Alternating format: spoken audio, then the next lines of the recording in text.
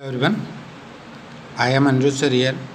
I am going to explain you about rest and motion, class 9. It is important also for the higher classes.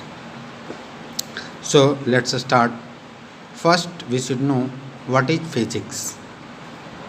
The science which deals with the properties and behavior of non-living thing.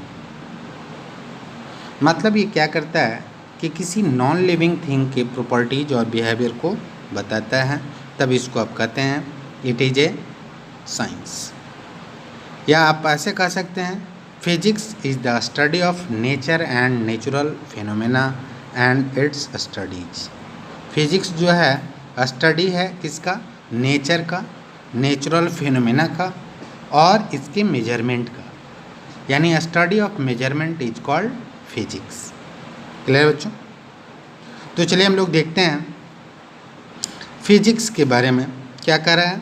It is the branch of science which deals with the study of natural law and their manifestations in natural phenomena. इसको हम क्या कहते हैं? Physics. Clear बच्चों? अब हम लोग देखेंगे व्हाट इज मैकेनिक्स। ठीक है, मैकेनिक्स जो है वो ओल्डेस्ट ब्रांच है फिजिक्स का। Mechanics is the oldest branch of physics. It deals with the condition of rest and motion of material object around us, जो कि हमारे चारों तरफ जितने भी सारे ऑब्जेक्ट हैं उसके रेस्ट पोजीशन या मोशन के पोजीशन को क्या करता है? ये शो करता है, तब इसको आप क्या कहते हैं? Mechanics. Now we will discuss about the statistics. Statics. It deals with the study of object at rest or in equilibrium. जब कोई बॉडी रुका हुआ रहता है या इक्विलिब्रियम पोजीशन पे रहता है तब उसको स्टैटिक। स्टैटिक मतलब क्या होता है? रुका हुआ। Even when they are under the action of several forces, बहुत सारे फोर्सेस लग रहे हैं फिर भी वो रुका हुआ है, तब उससे स्टडी को आप क्या कहते हैं? स्टैटिक्स बोलते हैं। ठीक है बच्चों? तो चलिए हम लोग देखते हैं अब काइनेमेटिक्स। काइनेमेटिक्स किसको कहते हैं? It deals with the study of motion of object without considering the cause of motion. अगर किसी ऑब्जेक्ट के मोशन के बारे में हम स्टडी करते हैं और बिना उसके मोशन का कारण को जाने हुए करते हैं, तब उसको आप क्या कहते हैं?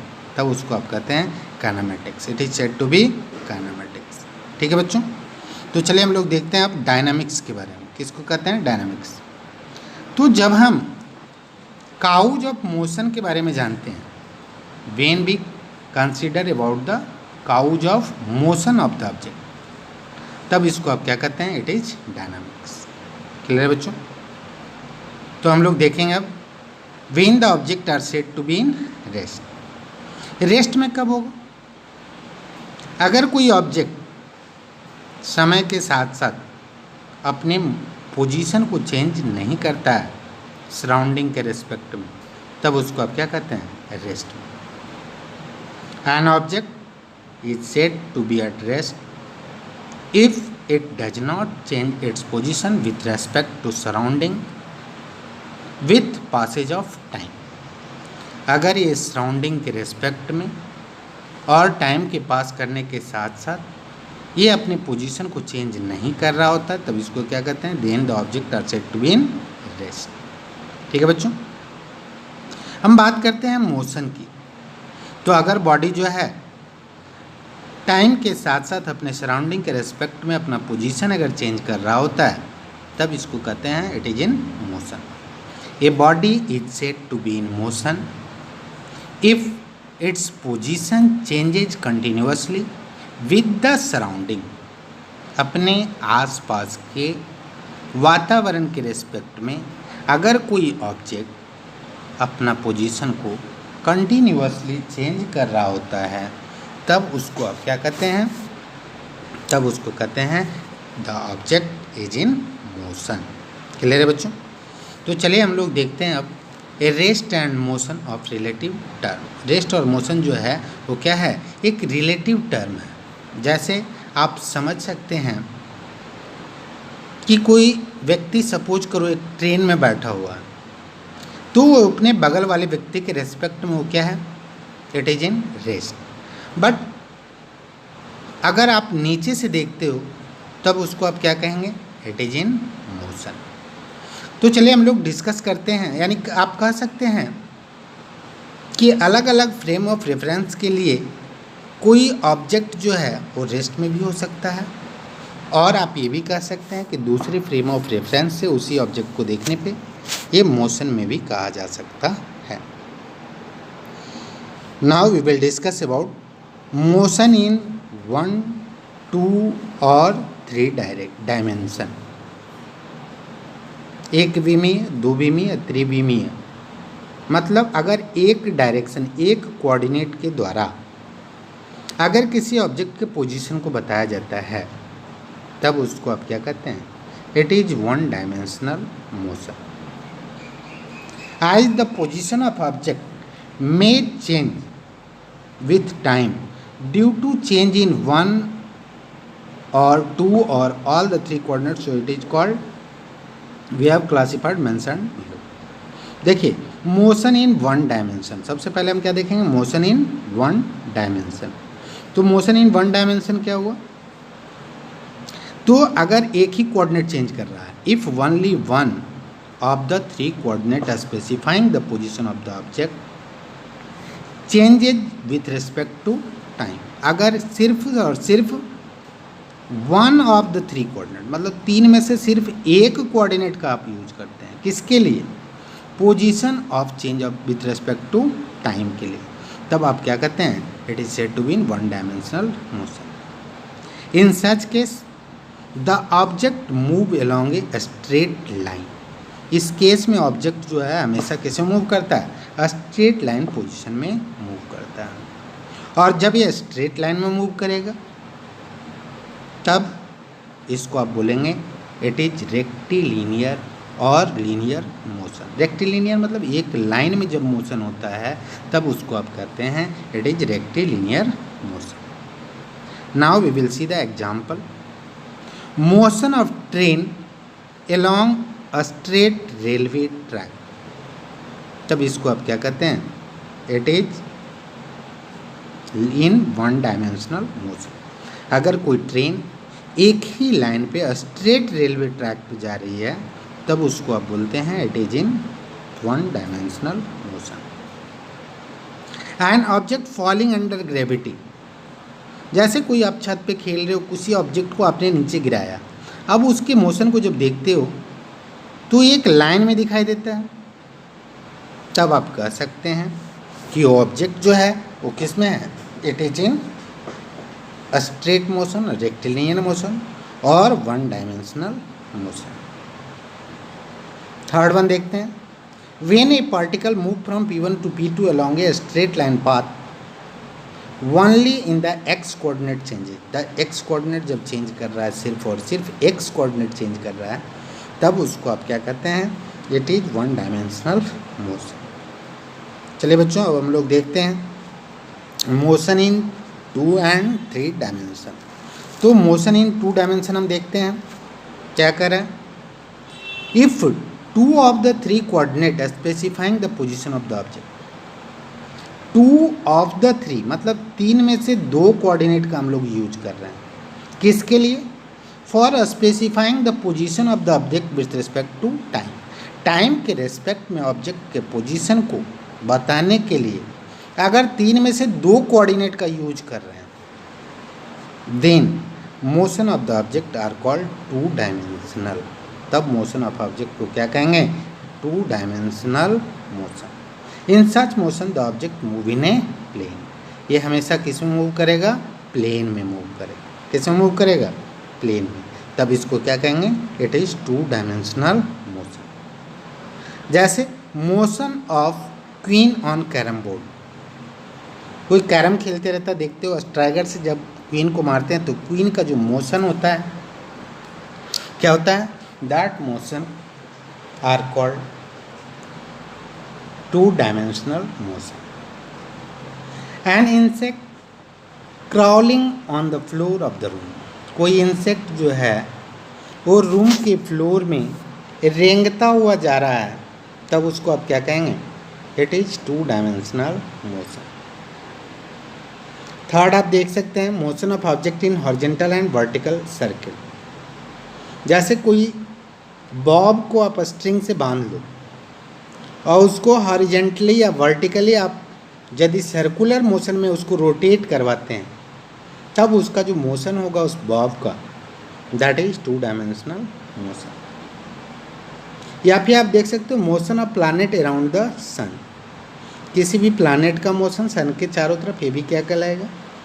सो these are the example of two dimensional motion. Clear समझ में आ रही बच्चों? चलिए हम लोग अब देखते हैं motion in 3D, 3 dimensional motion के बारे में। तो जिस तरह से हमने देखा 1D 1 dimensional motion, 2D 2 dimensional motion, उसी तरह से हम लोग 3D देखेंगे, यानी 3 डायमेंशनल मोशन के बारे में हम लोग स्टडी करेंगे। तो क्या करें कि अगर किसी ऑब्जेक्ट के पोजीशन के चेंजिंग के लिए अगर तीनों coordinate, all the 3 coordinates are uses, then it is called 3 dimensional motion. If all the 3 coordinate of specifying the position of the object with respect to time, then the motion of object is called 3-dimensional motion. In such motion the object move in a space. इस तरह के motion में object जो है वो किस में move करता है, स्पेस में मूव करता है, यानी प्लेन में नहीं होगा, एक लाइन में नहीं होगा, ये कहाँ पे होगा, ये मूवमेंट जो होगा किसी ऑब्जेक्ट का अगर वो स्पेस में हो रहा है तब उसको आप क्या कहते हैं, it is 3 dimensional motion. As example a bird flying in the sky. कोई पक्षी जब आकाश में उड़ रहा होता है, आसमान में उड़ रहा होता है, तब उसको कहते हैं it is 3 dimensional motion. Random motion of gases molecule. जब किसी गैसेस मॉलिक्यूल कंटेनर में भरा होता है, या फिर दूसरा एग्जांपल ले सकते हो कि जैसे जो है इंसेंस स्टिक को जब आप बर्न करते हो, जलाते हो, तो उसकी फ्रेगरेंसेस जो है वो पूरे रूम में आपका फैल जाता है, तो उस समय आपके फ्रेगरेंसेस का जो मॉलिक्यूल होगा उसका मोशन जो होगा, that motion are in 3 dimensional motion. Motion of aeroplane in the space, it is also a 3 dimensional motion. आप एक और बहुत ही अच्छा एग्जांपल ले सकते हो, जैसे मॉस्किटो नेट में एक मॉस्किटो जो है एक कॉर्नर से दूसरे कॉर्नर तक अगर उड़ के जाता है तब उसको क्या कहते हैं, उस मॉस्किटो का जो मोशन होगा that is in 3 dimensional motion. ठीक है बच्चों? तो चलिए हम लोग देखते हैं और भी टाइप्स ऑफ मोशन के बारे में। So first of all we discuss about the linear motion और ट्रांसलेटरी मोशन। लीनियर मोशन का ही दूसरा नाम आपका है ट्रांसलेटरी मोशन। याद रखिएगा, ये आपका हायर क्लासेस में इस टर्म को हम यूज करेंगे। क्या बोलते हैं लीनियर मोशन को? Translatory motion. The motion of moving car, a person running, a stone being drop, ये सब जो एग्जाम्पल है, जैसे अभी मैंने बताया था 1 dimensional motion, these are the linear motion, these are the example of linear motion. Now we will see about the rotational motion. तो नाम से वाकिफ है कि इसमें ऑब्जेक्ट क्या कर रहा होगा, रोटेट कर रहा होगा। जब ऑब्जेक्ट मूव कर रहा है, रोटेट कर रहा है, घूम रहा है, तब उसको आप क्या कहते हैं, it is rotational motion. Such as example the motion of electric fan, motion of earth about its axis, earth का जो मोशन है वो भी किसका एग्जाम्पल है, रोटेशनल मोशन का। Now we will see about oscillatory motion. Oscillatory means oscillation करना। जब कोई ऑब्जेक्ट क्या कर रहा होता है, टू एंड फ्रो मोशन कर रहा होता है। टू एंड फ्रो मोशन मतलब आना और जाना। जैसे आप झूला झूलते हो, वो एक पोजीशन के अबाउट कभी दूर जाता है, कभी पास आता है, कभी दूर जाता है, कभी पास आता है, यानी वो क्या कर रहा है, टू एंड फ्रो मोशन कर रहा है। तब उसको आप क्या कहते हैं, it is oscillatory motion. Clear है बच्चों? चलिए हम लोग नेक्स्ट आगे बढ़ते हैं। आगे चलते हैं स्केलर एंड वेक्टर क्वांटिटी। तो जो फिजिकल क्वांटिटी है उसको दो भाग में डिवाइड किया गया, दो पार्ट में इसको डिवाइड करते हैं। It is divided into two types. First one scalar quantity and second one is vector quantity. Scalar quantity किसको कहते हैं? तो जिसमें सिर्फ और सिर्फ मैग्नीट्यूड होता है, डायरेक्शन नहीं होता है, तब वैसे क्वांटिटी को आप क्या कहते हैं? Scalar quantity. The physical quantity which have only magnitude. Any physical quantity which can be completely specified by the magnitude alone. सिर्फ मैग्नीट्यूड के द्वारा जिसको व्यक्त किया जाता है, स्पेसिफाई किया जाता है, उसको आप क्या बोलते हैं? Scalar quantity. जैसे एग्जांपल में देखेंगे, इसका एग्जांपल याद रखेंगे बच्चों। कुछ जो फिजिकल क्वांटिटी है, जो स्केलर क्वांटिटी है, उसके एग्जांपल को आप याद रखेंगे। जैसे आपका charge, distance, area, speed, time, temperature, density, volume, work, power, energy, pressure, potential energy, ये सारी चीज़ों में आप एक कॉमन चीज़ देख रहे होंगे। क्या कॉमन चीज़ें हैं? जैसे चार्ज कोई बोलता है तो बोलता है 10 कूलम, 20 कूलम, 50 कूलम। इसका पर्टिकुलर डायरेक्शन होता है क्या? नहीं। इसको बताने के लिए कोई डायरेक्शन की आवश्यकता नहीं होती है। जैसे टेम्परेचर किसी ने बोला 50 केल्विन, 20 केल्विन, कोई आपसे ये सवाल नहीं कर सकता है कि 20 केल्विन किस डायरेक्शन में, ऐसा ये बेतुका सवाल। यानी इसको जो है बताने के लिए अगर डायरेक्शन की आवश्यकता नहीं होती है किसी क्वांटिटी को, तब उस क्वांटिटी को बोलते हैं स्केलर क्वांटिटी। ठीक है बच्चों? Now we will discuss about vector quantity. कौन सा quantity? Vector quantity. Any physical quantity which required direction in addition to the magnitude। Magnitude के साथ साथ अगर डायरेक्शन को बताने की आवश्यकता होती है किसी फिजिकल क्वांटिटी में, तब उस फिजिकल क्वांटिटी को आप कहते हैं vector quantity. Example: displacement, velocity, acceleration, force, momentum, weight and electric field. जैसे अगर कोई भी बात करें, हम किसी का भी बात करें, जैसे फोर्स लेते हैं, तो आप कहते हो 10 न्यूटन। तो 10 न्यूटन, तो अगला आपसे ये सवाल करेगा फोर्स 10 न्यूटन तो है, लेकिन किस डायरेक्शन में? नॉर्थ टू साउथ है, अप से डाउन है, डाउन से अप है, नॉर्थ है, साउथ है, ईस्ट है, वेस्ट है, किस डायरेक्शन में फोर्स एक्ट कर रहा है, तब उसको आप क्या कहते हैं? It is a vector quantity. Vector को हम एरो हेड से रिप्रेजेंट करते हैं। एरो का हेड जो है वो डायरेक्शन को शो करता है, और उसका जो लेंथ है वो मैग्नीट्यूड को शो करता है।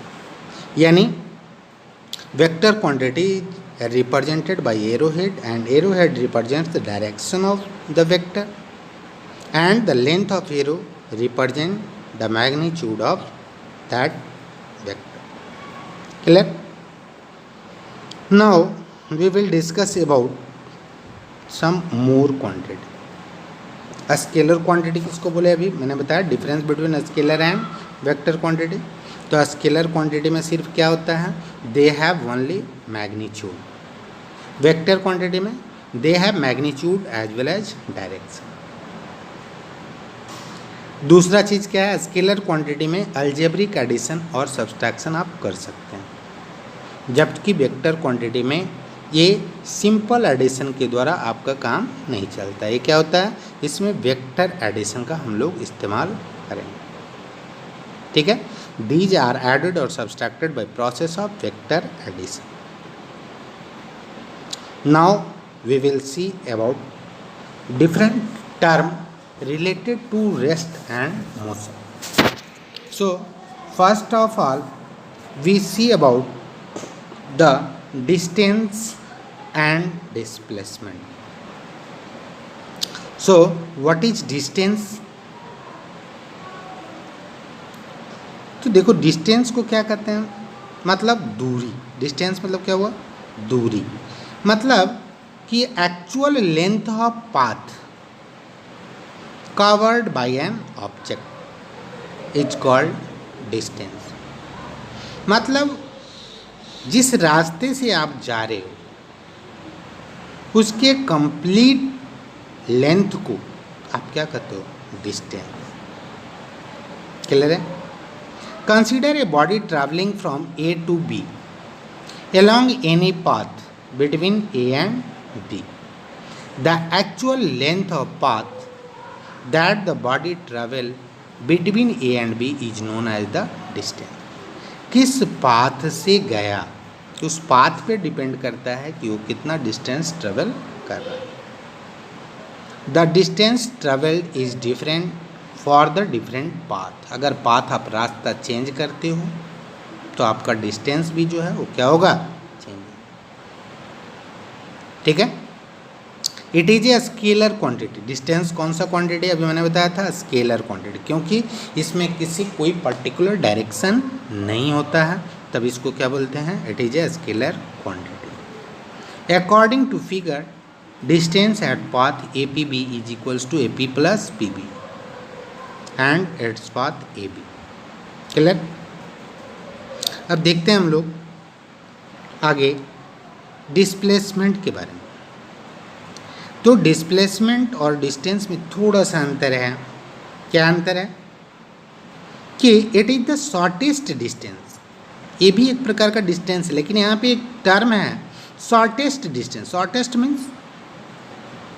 शॉर्टेस्ट मीन्स हो गया सबसे कम, मिनिमम डिस्टेंस, यानी it is the distance between initial position to final position. यानी इसको डिफाइन करेंगे, the distance travel in a given direction is displacement. एक पर्टिकुलर फिक्स डायरेक्शन में अगर डिस्टेंस होता है तब उसको क्या कहते हैं, displacement. This displacement is the shortest distance between given point. It is a vector quantity. Displacement कौन सा क्वांटिटी, वेक्टर क्वांटिटी। डिस्टेंस कौन सा quantity, scalar quantity. The SI unit of distance and displacement is metre. SI unit इसका क्या होता है, metre होता है। डिस्टेंस कहिए या डिस्प्लेसमेंट कहिए, दोनों का जो होता है यूनिट क्या होता है, मीटर होता है। ठीक है बच्चों। नेक्स्ट हम लोग आगे बढ़ते हैं। If a body travel in such a way that it comes back to its state position then the displacement is zero. देखिए यहाँ पे बहुत इंपॉर्टेंट पॉइंट दिया हुआ है कि अगर कोई ऑब्जेक्ट किसी पॉइंट से जाता है और मूव करके फिर से उसी पॉइंट पे आ जाता है, तब उसको आप क्या कहते हैं, तब उसको आप कहते हैं ये क्या है, ये जीरो। उसका डिस्प्लेसमेंट कितना हो जाएगा, जीरो। जैसे कोई बॉडी जो है मान लिया यहाँ से स्टार्ट किया, इस पॉइंट से स्टार्ट किया, इधर से घूमते घूमते घूमते घूमते इधर से फिर से उसी पोजीशन पे पहुँच गया, तो उसका नेट डिस्टेंस जीरो नहीं होगा, लेकिन डिस्प्लेसमेंट उसका क्या हो जाएगा, जीरो हो जाएगा। ठीक है। However the distance travel never is zero. Distance जो होगा वो कभी जीरो नहीं होगा। ठीक है। अब देखिए यहाँ पे क्या कर रहा है, कुछ एग्जाम्पल लिया हुआ है, देखते हैं हम लोग। When the object move towards right from the origin to the time t1 to t2, the displacement is taken to be positive. जैसे यहाँ से a1 जो है origin से x1 डिस्टेंस पे है, b1 जो है origin से x2 डिस्टेंस पे है, तो अगर ab का हम डिस्टेंस निकालना चाहते हैं तो क्या हो जाएगा, x2 माइनस x1, और इसको आप क्या लेंगे, इट इज पॉजिटिव। ठीक है बच्चों। चलिए हम लोग देखते हैं। When the object move towards the left in time t1 to t2, the displacement is negative. अगर हम फॉरवर्ड डायरेक्शन में पॉजिटिव मान रहे हैं तो बैकवर्ड डायरेक्शन में आपका क्या होगा, नेगेटिव लेना होगा। ठीक है। यही कंसेप्ट यहाँ पे दिया हुआ। When the object move toward left in time t1 to t2, the displacement is negative. अब क्या करा, तीसरा पॉइंट क्या करा, when the object remains stationary, जब ऑब्जेक्ट रुका हुआ है, और it move first toward right and then equal distance toward the left, then displacement becomes 0। पहले वो राइट गया और फिर उतना ही दूर बैक वापस आ गया, तो सेम पोजीशन पे आ गया, तब उसको क्या कहेंगे, डिस्प्लेसमेंट बिकम्स 0। क्लियर है? अब हम लोग नेक्स्ट पॉइंट की तरफ आगे बढ़ते हैं। What is the difference between distance and displacement? तो अभी मैंने पढ़ा था, आप आसानी से कर सकते हो। Distance is the length of path actually travelled by the body in A direction. किसी भी डायरेक्शन में जो एक्चुअल लेंथ ऑफ पाथ है उसी को आप क्या कहते हैं, that is called distance. Displacement किसको बोल रहे हैं? Displacement is the shortest between the initial and final position of the body in A direction of the point of position. मतलब डिस्प्लेसमेंट जो है वो किस पे डिपेंड करता है? It depend on initial position and final position. ये क्या होता है? शॉर्टेस्ट डिस्टेंस, ये एक्चुअल लेंथ नहीं होता। दूसरा बात क्या है? The distance between two given point depend upon the path chosen. Distance जो है वो पाथ पे डिपेंड करता है, लेकिन डिस्प्लेसमेंट पाथ पे डिपेंड नहीं करता। Displacement between two point is measured by the straight path between the points. Distance is always positive, distance हमेशा पॉजिटिव होता है। डिस्प्लेसमेंट जो है वो पॉजिटिव भी हो सकता है, नेगेटिव भी हो सकता है और जीरो भी। डिस्प्लेसमेंट में भी पॉजिटिव, नेगेटिव और zero, but distance never be negative, distance always is positive. Distance is a scalar quantity, distance कौन सा क्वांटिटी है? स्केलर। डिस्प्लेसमेंट कौन सा क्वांटिटी है? Vector quantity. Distance will never decreases, distance जो है कभी भी डिक्रीज नहीं करेगा। डिस्प्लेसमेंट में डिक्रीजेज, डिस्प्लेसमेंट जो है वो डिक्रीज कर सकता है। तो आज के लिए हम इतना ही जानेंगे, अगले क्लास में हम और भी देखेंगे। तब तक के लिए धन्यवाद। अगर वीडियो आपको अच्छा लगता है तो अपने सब्सक्राइब करेंगे और अपने दोस्तों में शेयर करेंगे अवश्य। तो तब तक के लिए धन्यवाद, थैंक यू।